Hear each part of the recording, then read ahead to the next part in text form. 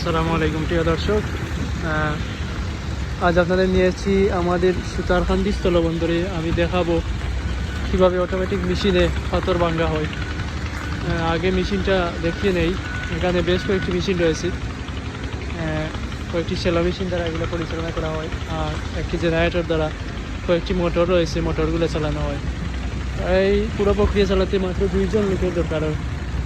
যেখানে বেশ কয়েকজন লোক লাগার কথা, সেখানে 2জন লোক দিয়ে বিষয়টি পরিচালনা করা হয়। এই যে দেখছেন উপরে রয়েছে কয়েকটি মোটর লাগানো রয়েছে। এই যে দেখতে পাচ্ছেন প্রতিটির মাথায় এরকম একটি করে মোটর রয়েছে, যেগুলো এই পুরা বেল্টকে ঘুরায়। আর এখানে রয়েছে একটি সেলো মেশিন, মেশিনটি এই ক্রাশারটাকে ঘুরায় এবং পাথর ভাঙ্গে। আর এখানে রয়েছে একটি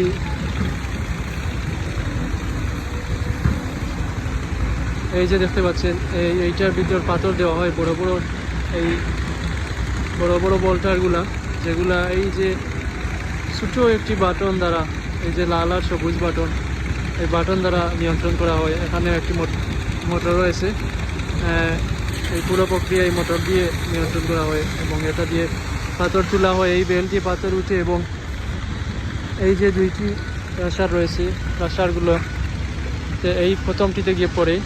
প্রথমটি থেকে এই যে আপনার জায়গা রয়েছে, এখানে দ্বিতীয়টিতে আসে। দুটি থেকেই এখানে আসে এবং এখান থেকে সাইজ অনুযায়ী পুরো পাথর গিয়ে বাকি 3টি বেল্টের মাধ্যমে 3 জায়গায় পড়ে। সেটাও দেখাবো আপনাদের।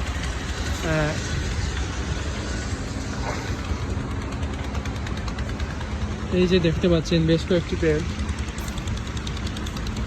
এই বেল্টগুলো দ্বারা